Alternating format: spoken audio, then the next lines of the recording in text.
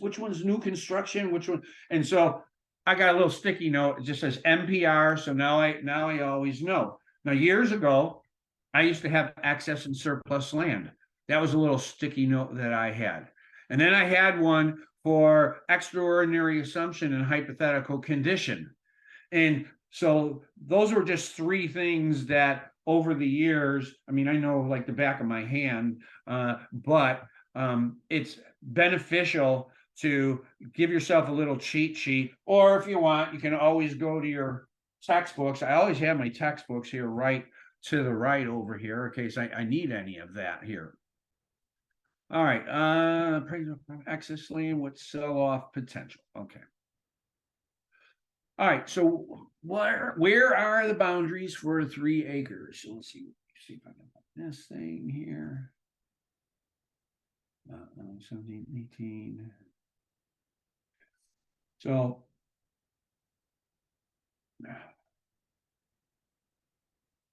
textbook says probably the first question an appraiser should ask is which 3 acres on here?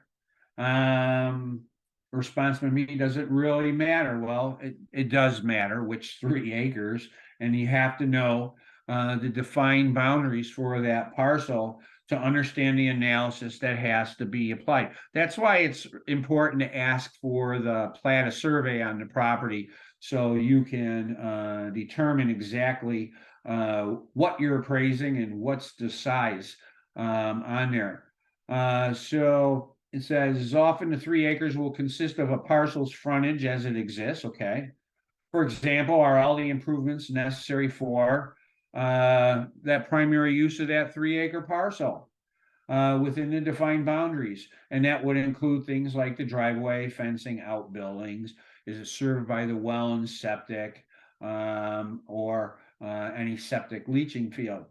So we have clients here that have appraisal guidelines and rules in relationship to the well, the septic field, the septic tank, and whether or not the property can be connected to municipal water and sewer if it's financially feasible.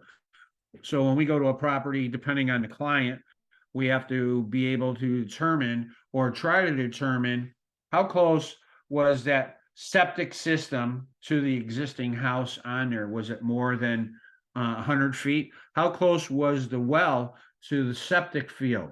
Is it within 75 feet or 50 feet? And if it doesn't meet the requirements, then that property can become ineligible, or they're going to require hookup if there's a fire hydrant and sewers along the street, if it's financially feasible on there.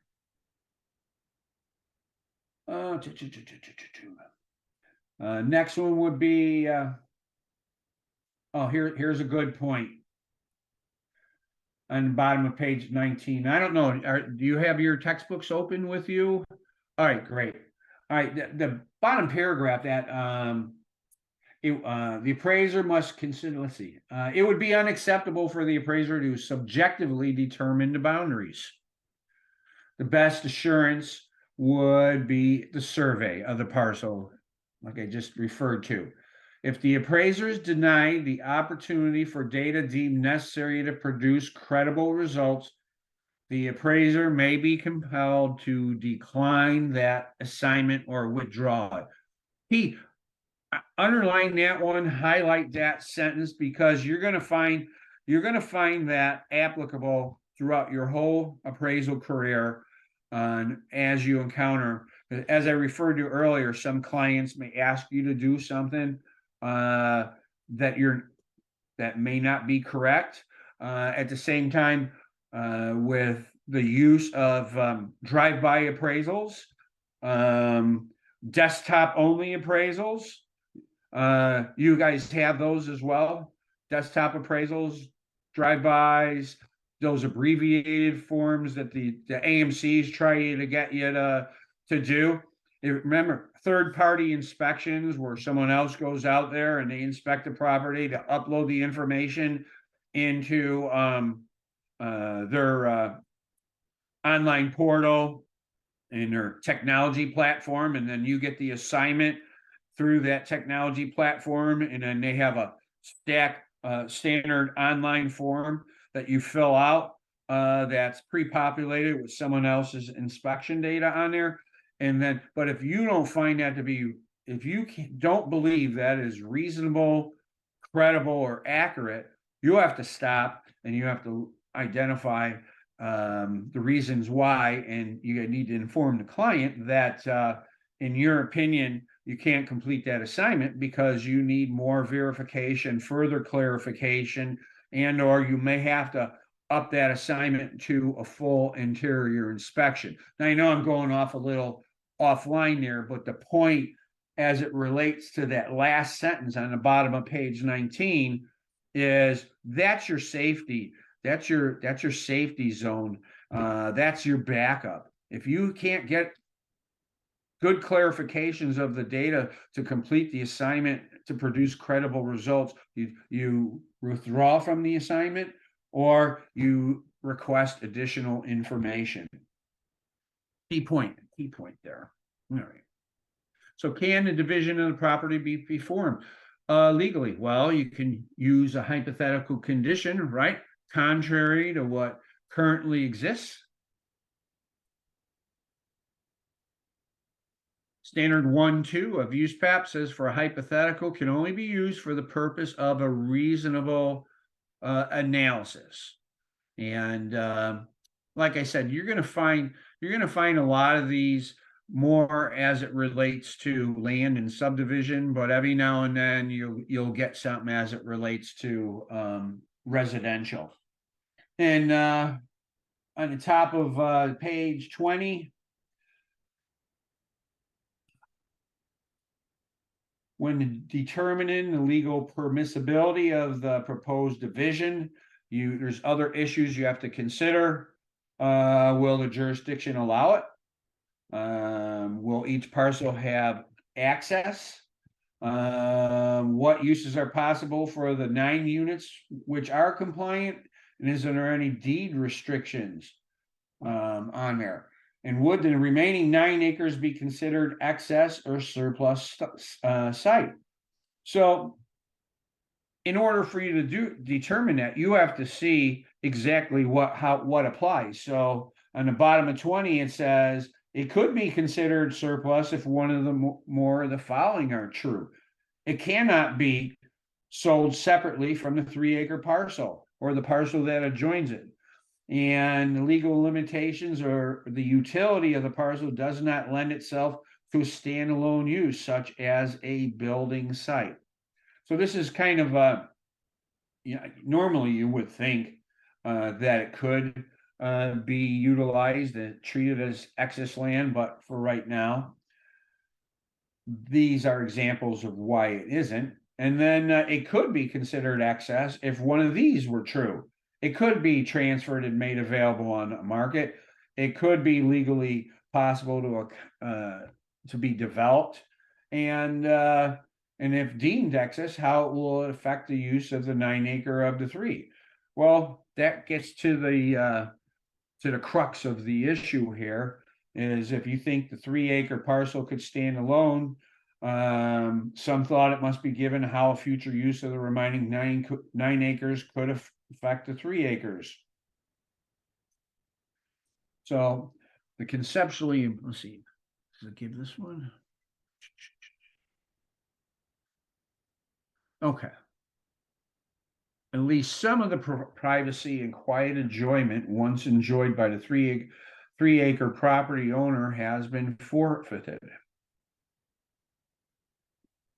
So a hypothetical has been employed at this time based on the 3-acre can be legally and physically acceptable to the jurisdictional authorities as deemed reasonable in this assignment based on the diligence performed on here. So on the bottom of 21 is the good slide here. It says, in order for that 9 acres to actually be improved, you have to have that easement coming in there. Otherwise, it would be a landlocked parcel of land. So you'd have your 3-acre improved up front, you'd have 9 acres in the back there, but you couldn't access it unless you go through the 3-acre parcel. So at least on here, it needs to have that easement to get through it. All right.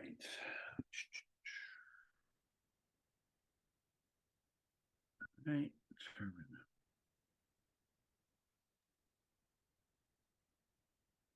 So, Yes.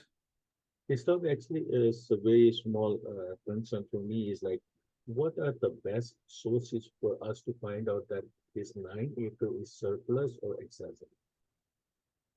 Well, as it was showing there, it depends if it's capable of a separate use. So what I was just saying is when you look at when you look at this right here, so when you look at, let me go to the other one. So when you look at this slide, let's see, can you see my cursor when I move on here? Yeah, okay. So when you look at this 9 acres here, behind the 3 acres where you have the house and the septic system here, you can't get to the 9 acres. So if you were appraising this property just like this, and if you didn't find out whether or not an easement could be put in there, or if your client, the bank, just wanted, I wanted an as-is value of this house on 12 acres. Well, you're going to look for your comps for your house on 3 acres, or you're going to look for a house on 12 acres, or it has larger acreage on it, where it has some landlock, and then this is definitely going to be surplus land because it's not capable of a separate use. But then when you come down and you ask the questions, so you look at the 9 acres, it's like, will jurisdiction allow it to be subdivided? You might be in a town or a province that might have a requirement on the size of parcels that can be divided. Here's the access point. So in the above slide, it didn't have an access point on the back. What uses are possible for the 9 acres that are compliant with the zoning? Well, yeah, you might have agricultural zoning, or you might have residential zoning. So you have to see what are the allowable uses. And then you also have to see with that zoning, what requirements does it have for minimum lot size, setback requirements, front footage requirements, side yard requirements, and see how that looks. And then are there any deed restrictions that prohibit the division of the parcel? See, there may be deed restrictions in there. You know, we talked earlier about conditions and covenants on the properties here. And so you may have a deed restriction that says you cannot subdivide that. So you have to look at that. Let's see here. So the conclusions, so would that 9 acres be considered excess or surplus site? So whatever conclusions that you're reaching based off of these prior questions here is going to determine whether it can be divided at all. And if its division is not legally permissible, then the appraisal cannot be completed with those conditions on there. So now, opposite is if an easement was granted through the 3 acres, what type of an effect it would have on the 3 acres. In my experience and over the years, I found that those easements, they rarely have any negative impact on the property. In fact, a lot of farmers who have, or rural locations, you know, where they are putting up, where they may own 1,000 acres of land and they have their house and their barns on, you know, the front, let's say 3 acre portion, and the other 997 acres are farming. But the trend going on in the area is they're building wind farms. They're putting up the big um, things that go around in a certain wind. I can't think of the damn name of them. Turbines, wind turbines. And so they may approach, or maybe communications is coming in. And they want to put some cell towers up there, or maybe they are going to be bringing in roads, and they're going to be putting in city water and sewer, and they need access to some of that land in the back. These are all things that you have to take a look at and see. And so it all depends on your location, the province or the city, and the zoning requirements as far as what's going to determine on the impact on whether that's excess or surplus land. So we see the easement here coming through to 3 acres, and it comes, and now they're able to build another house, a garage, and a workshop on here. However, they may have a 5-acre minimum or a 9-acre minimum in order to develop it, or they may just say it's 1-acre minimum. You don't know. I would think they probably have 3 acres, since this was for 3 acres. Maybe they have a 3-acre minimum.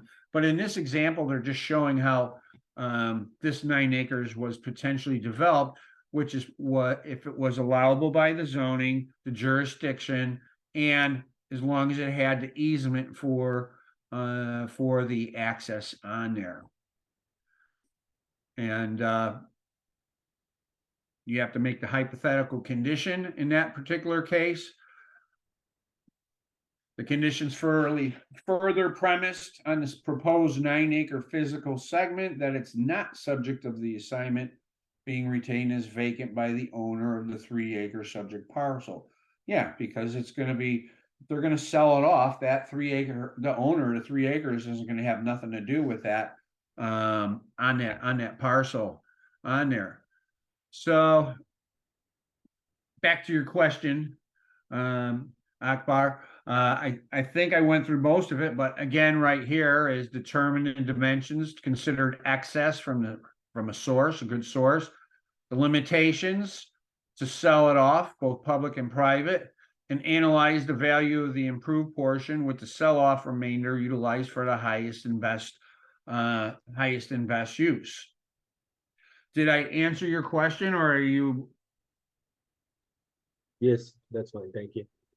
All right. Sometimes I talk too much.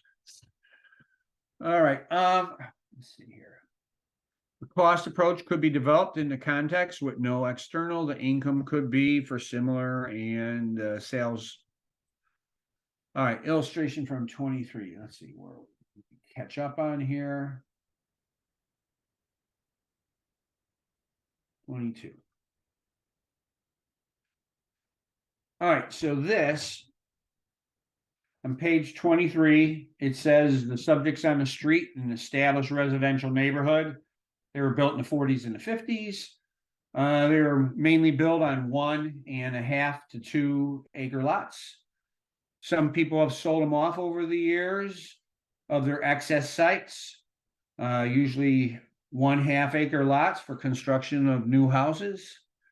Subject is on 2 acres, and after talking with the owner learns that several years ago the owner was thinking about selling off some of the unimproved land and had a survey performed.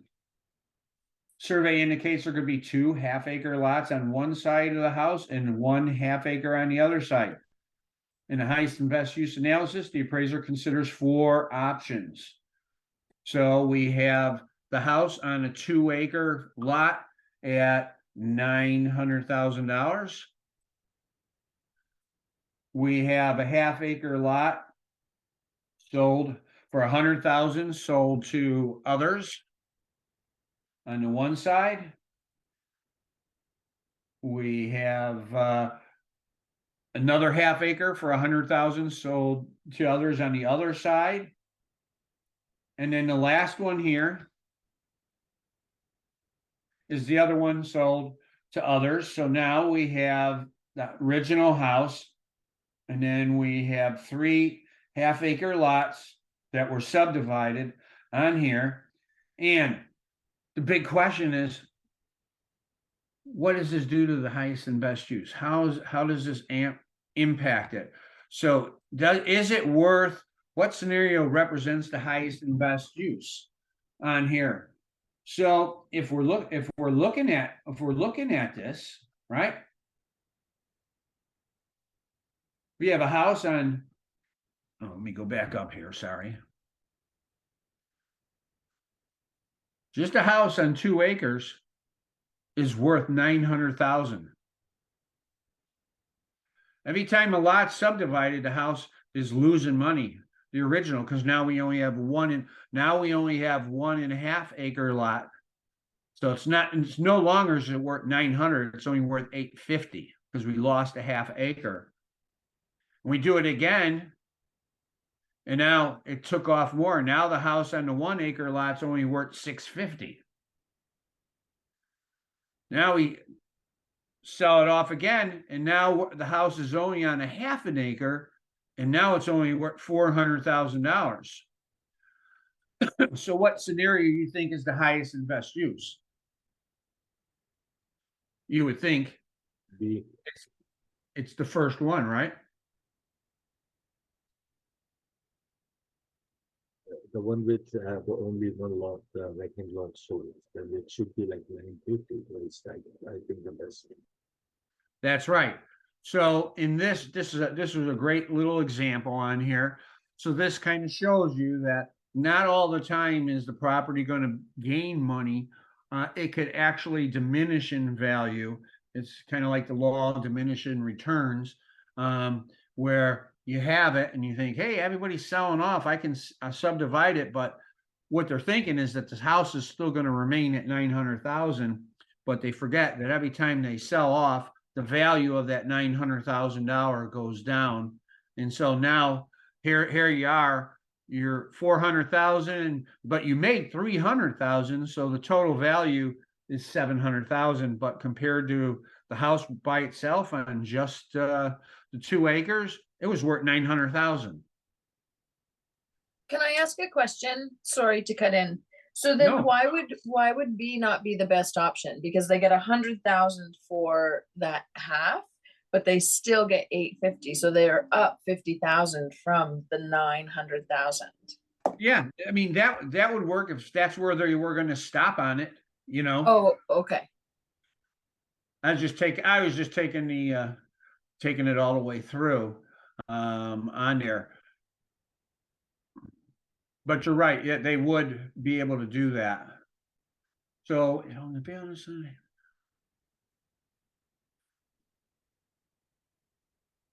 All right. Okay, sometimes you will get an assignment for a land appraisal with certain non-structural or special improvements. While still considered a land appraisal, these other improvements could be considered for contribution to the overall property values. Sometimes quantifying an adjustment can be complex due to the scarcity of relevant data to analyze. I think we go into the pond here. Yeah, to the pond. I found this actually very interesting myself going through this because I haven't seen this this class before in a while. So they're showing you the abstraction method on here. So you have a sales price of 245, replacement cost is 275. So the depreciation is at 40% with a depreciated value of 165 minus the other site improvements, which may be a driveway or water or sewer or septic. And so it leaves the remaining value of the land with the pond on here at $70,000. So it says if the appraiser can determine the land value, let's say in that previous example of 60, then the indication of the contributory value of the pond is 10 grand.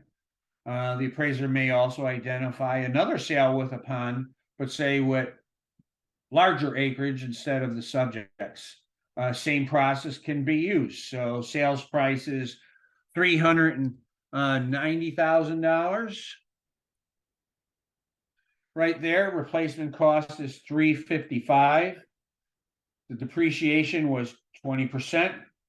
Remember, we always take depreciation off of the replacement cost new to arrive at a depreciated value. Take away the other site improvements, which I said could be like a driveway or other improvements. The remaining value of the land with the pond is 91, and you know the value of the land per market date is 80. So you have a contributory value of the pond of 11. So it shows you that you can have a range for that pond from 9 to 11,000 on there. You could pick anything there as far as what you wanted for the cost of the pond. I happen to, I don't know, about 6 or 7 years ago, my buddy, he bought 88 acres of land, and he didn't have a pond, so he met with a contractor, and we went out there and we watched these two guys with their bulldozers dig a hole in his land. Brian, at that time, this is probably like 8 years ago. The cost of that pond was over 15,000 8 years ago, and it turned out to be a 2-acre pond, and we got him down to about 14 feet deep in the center of it, and then it would slope up. But then, and they put some gravel around it and everything, but then there was other costs involved with that pond. And so when you go to, and a lot of appraisers, they overlook properties that have ponds on them, especially if you're doing a cost approach. So you want to kind of pay attention and consider that pond, it is a site improvement on that property. But you don't want to get too carried away with your site improvement costs, for that pond, because even though the textbook says that ponds don't depreciate, and theoretically behind that's because it's a pond is part of the land, and theoretically land does not depreciate. But I could tell you, this summer I was up there, and we like to float around on there drinking beer, and we like fishing on it, and all the weeds and the cattails, they got over. It was hot. It was like 90 degrees. It was like August, and you couldn't even cast a pole out there because it was getting stuck in all the seaweed and stuff. And cost to maintain that is you have to buy these special rakes with ropes on them. You can hire companies to come out and do it, but to get that pond back in a manageable shape where it's usable, because who wants to be floating around in a bunch of dead seaweed, and who likes a pond if you can't fish in it or swim in it? So it takes it even though it says pond can't depreciate, the maintenance level of the pond can deteriorate, which you should take that into consideration as well. Sometimes you go to a property and you'll see a pond that's all the way dried up.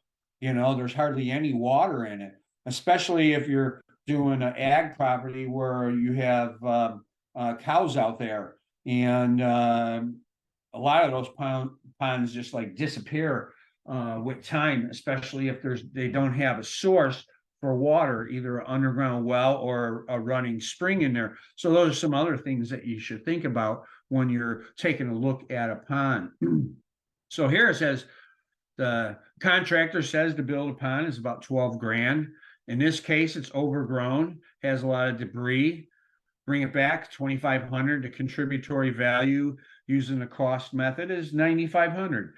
I swear to God, I wasn't even looking at that screen. I was looking over here. I was just telling my story. Probably because I read that and I was thinking of that anyway. So the pair data says 9, extractions 10 to 11, and cost. So the final range is you could really use anything between $9,000 and $11,000. So, and now we start going in barns. But without that, we're going on about 2 hours. And do we want to take a 5-minute break? Anybody want to take a break? Yeah. Okay. So I don't know if Greg's still on here, or who's anybody from Scenario still on here, but we're going to take. Why don't we take? It's 5 minutes to the hour. Let's give everybody 10 minutes, and we'll come back and we'll pick up with barns. And I'll try to stop talking so much and get through some more slides, because we're running now. We only have 2 hours. Oh no, we have 4 hours still to go. Never mind. We're doing okay. Just got to make up 16 slides. All right, I'm going to mute myself, and I'll see you guys back in 10 minutes. If I can find my mute.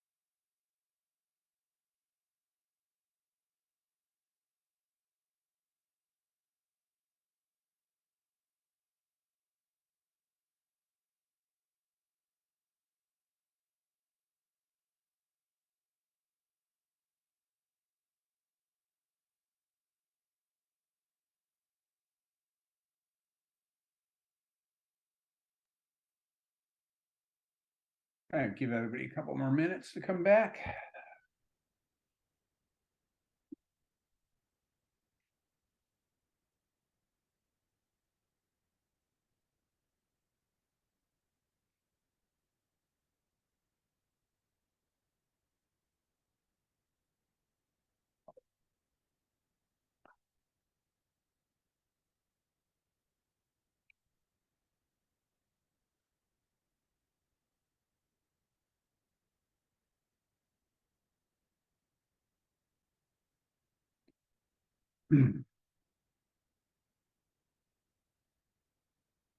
So Akbar, you're good with the excess surplus land example now?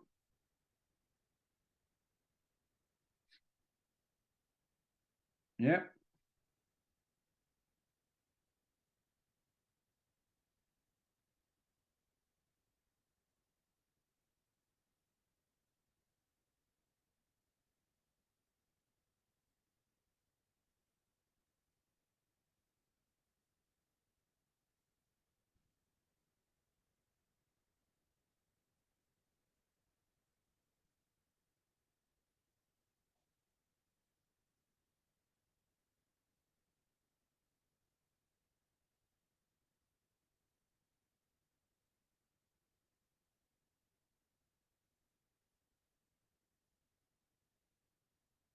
All right, one more minute and then we'll get going.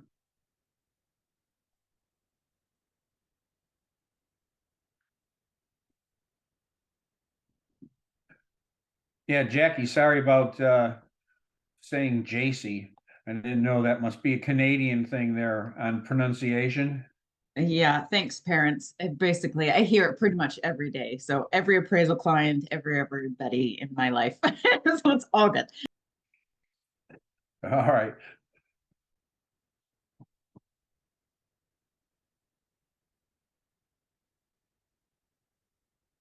All right, Paul's back, Michelle's back. Good. Sorry, guys, I was here. I just my video was off. I was waiting for you to start, but Oh, okay. I was just waiting to see everybody, so I knew.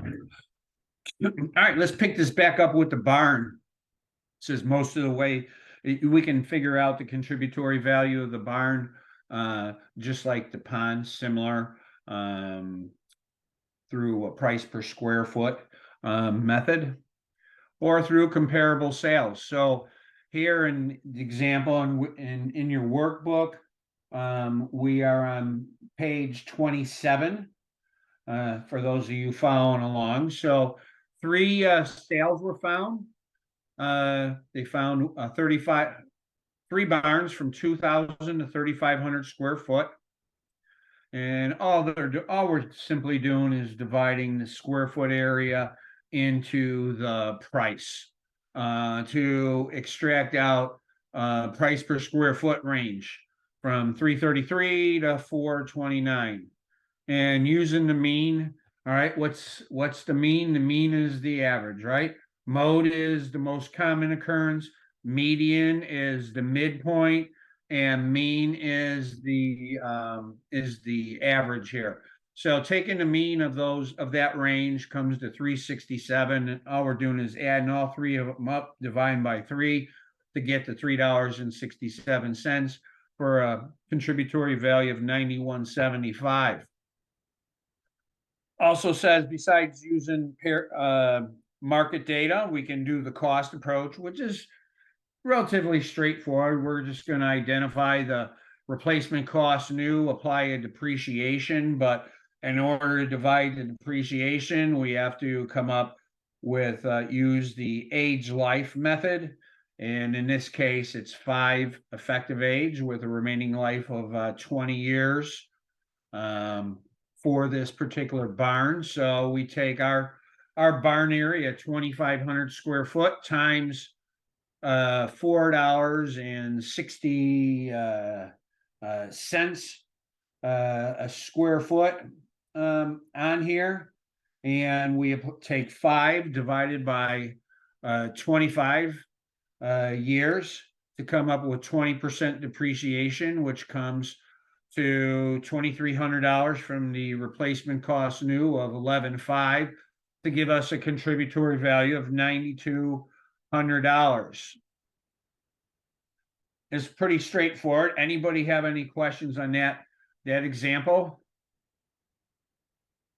Okay, great.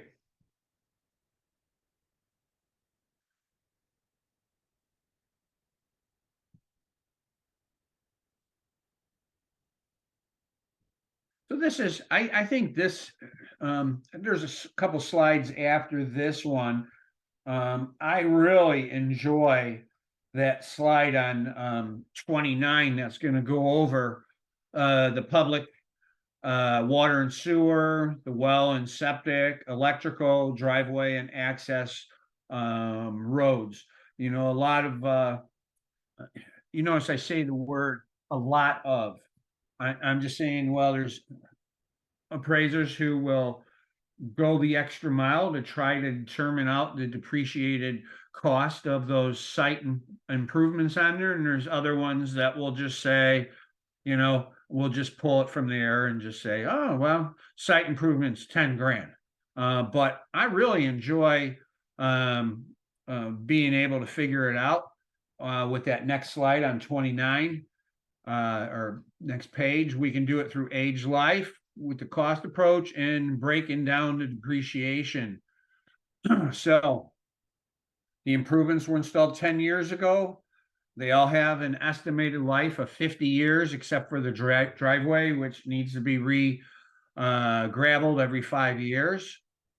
So if the cost for the electrical service new is $3,000 and there's no deterioration, water lines are $1,500 with 10 years depreciation, 10 years effective age into the 50-year remaining life. Gives us depreciation of just $300 for a depreciated value for water lines at $1,200. Same thing with gas lines, same premise. Depreciated value of $800. Septic system, same thing. Depreciated value of $6,400. Driveway, $1,500 plus the gravel for $2 grand, and then cost to cure of $500 by putting it back on. Leaves us a depreciated value of $1,500. So when you add them all up, the as-is value of the site improvements, which are all been depreciated, with exception to the electrical service, is $12,900, no problem rounding up to $13,000. Any questions on that one? Okay. I thought that was a great page though. That's a good one to have, especially if you ever have to go to court or talk about that. Now the next part here, as it regarding easements, is recognizing when an adjustment is warranted and necessary. Depends if it's burdened by the easement, if it's servient, or if it's dominant. Now remember, the servient one is the one if that serves the dominant one. So in that other case, I think there's a slide for that. Let's see. No, wasn't one there. Yeah, on page 30, it shows you the servient tenement there with the easement running through. So in order for that 1 acre parcel, the dominant, to be accessed, it has to have that easement running through it. And that's very similar to that prior example that we showed earlier between the 3 acre parcel and the 9 acre parcel. In order for that 9 acre to be developed or do anything, we had to have that easement in there. And here's the illustration from page 30 on there. And in this case,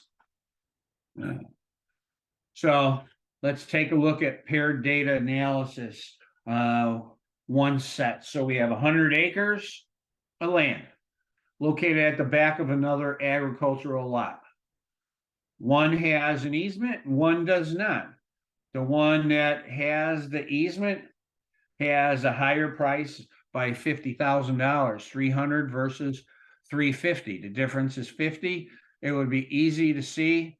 And they like you to calculate this as a dollar amount on there as far as what the impact of the non-easement is. So if you take the 16%, out of the 300,000, so pretty straightforward that. Next comp, we had a 1 acre commercial tract with road frontage. One had ingress and egress onto the highway. One didn't have any highway access, and it was ingress and egress was without an easement through the next door property's lot. Sales price, we have about $150,000 difference between the two. We divide that into the 950, and that gives us a percent of 15.79. You see where this is going, right? So we're at 1579 and 16, I think it was 67. So it would be reasonable to consider the adjustment to be 16% to be used for an adjustment on here. 31. So this, let's see here. This is a sample of an easement burdening a property. So during the site inspection, the appraiser sees the access drive running along the side boundary of the property to another property behind it. There's a legal that confirms the easements 25 feet wide and runs the depth. And while we found other sales that have similar building lots on the road that have sold, none have been encumbered by an easement. But the following sales were found. So we have both of these are 20 by 20 residential lots. One has a 30-foot access reservation along its side for ingress and egress. Sales price is $50,000. The other one has 2 lots down in the same subdivision without the access reservation for $60,000. The difference is 60 minus 50 for 10, or percentage of at 20%. We have another one with 250-foot commercial parcels. One has the easement, one doesn't. We have an $85,000 price difference between the two for a correlation of 17.35%. So using the qualitative analysis on here, we have a range from 1735 to 20. A mean, again, the average is 18.68 that could be applied. And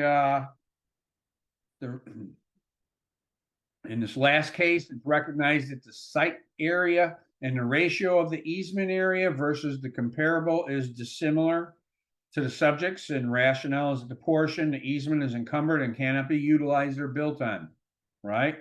Similar lack of control is also at the issue. So now, that was pretty straightforward as well. So at the end of the day, the appraisal that involves the easement can be complex due to identifying data and quantifying dollar amount to apply as a positive or negative adjustments to the value of the site. Very similar to the pond and the barn.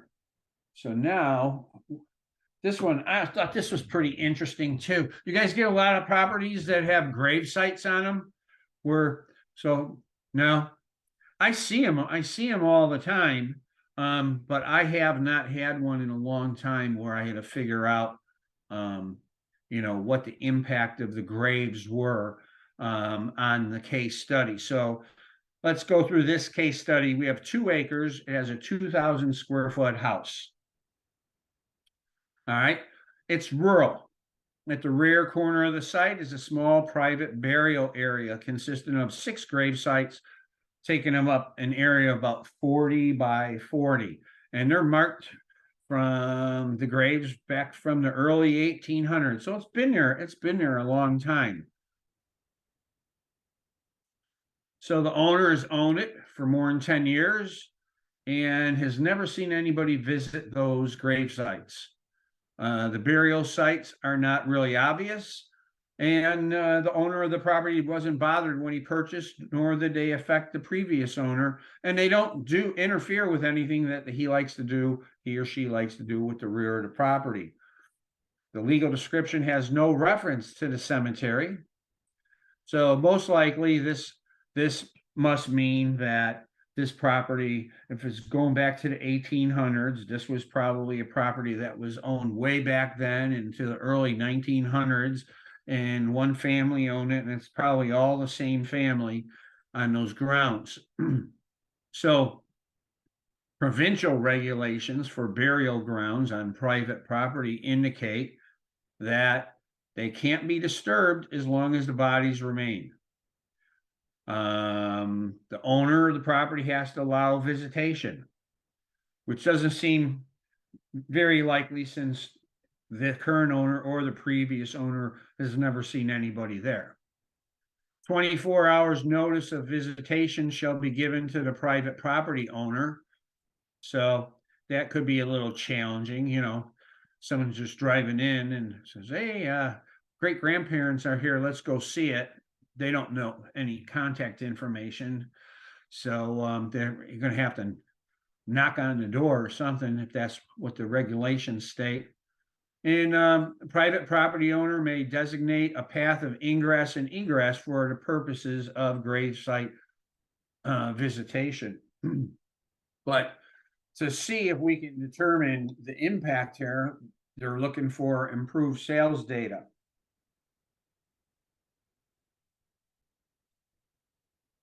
So we have a 2,000 square foot home and 1,800 square foot home, both on approximately 2 acres, about a $5,000 difference. Unimproved is we have a 2-acre parcel with a driveway easement leading to a house behind the comp, sales price 40. Another one for 35 for a little bit smaller parcel. Another one with 2-acre with a sales price of 62. Another 1.5 acres for 1 3/4 acres with a drainage easement for 28,000.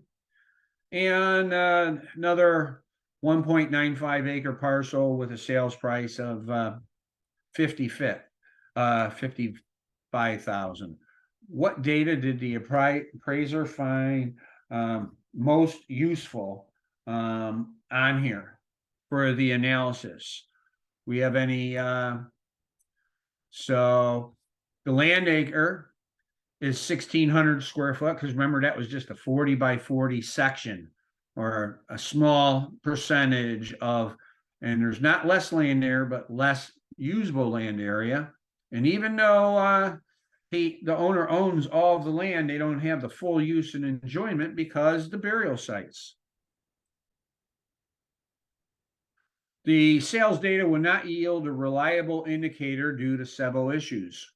While the difference in site area between sale 1 and 2 here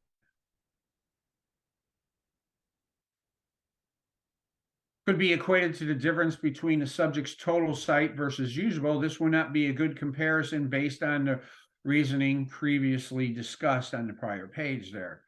There's big differences in GOA of the 2 sales and probably other differences that can't be extracted. So land 1, so we're kind of doing like a paired sale between land sale 1 and 3. So we have an 8,000 square foot driveway easement. And it sold for 40 grand. Good difference, 22,000 divided by 8,000 square foot gives us a $2.75 extracted price per square foot. Land sale 2 and 4. One had the easement, which sold for 28. One didn't have it for 35, 7,000, and that equates to $2.33 a square foot difference. What would be the appraiser's adjustment? So we could do $2.33 to $2.75 on here, which is 37 to 4,400. But at the end of the day, you know, the argument could be made that the adjustment per square foot diminishes as the easement becomes smaller, and the price per square foot diminishes for each 1,000 square feet at a rate of 0.84. So you can extrapolate the subject's easement of 1,600 or 1,400 square foot smaller than the easement impaired sale of 2 and 4, and you can do the low range here at 221, and that could round out to 3,500. There really isn't a wrong answer on this, right? You had 2 sets of paired sales. You had sale 1 and 3, and you had sale 2 and 4. They gave you a range here, and with that, you could have come up with anything in there, you know, from 233 to 275, and in here, because you adjusted the factor of 0.84 because the subject was lower, that's why they're concluding at 221. But personally, I think you could have pretty much, in real world examples, I think you could have used anything within that range. Remember, the whole thing is just to support. You have the data for the support, so you're just not pulling it from the air. And that's why it says on the bottom, appraiser has to rely on the judgment and the experience as far as what's most appropriate to the subject. Any questions on that case? I have Yes. a question. Okay. Okay. So my whole thing is I can get to the price per square foot of the 275 and the 233, but when I read that paragraph that says square foot extracted from 3,000 square feet foot easement is 42 cents, where did we get that downwards? So like the 42 cents, the appraiser could then determine that the price per square foot diminishes 1,000 square feet at a rate of 0.084. How did we do the math on that? Yeah, that's a good question on there. So did everybody do the calculations on that? Isn't it the 275 minus 233? Yeah, so if we take that 275 minus the 233, it comes to 0.4 or 42 cents a square foot.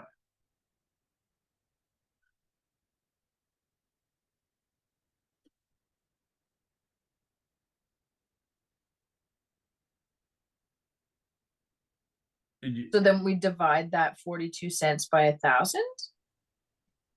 Like where do we get the 0.84? I just need the math walkthrough for my own, like I need to see it. Yeah. No, I hear you there. So they came up with the 0.84, so 0.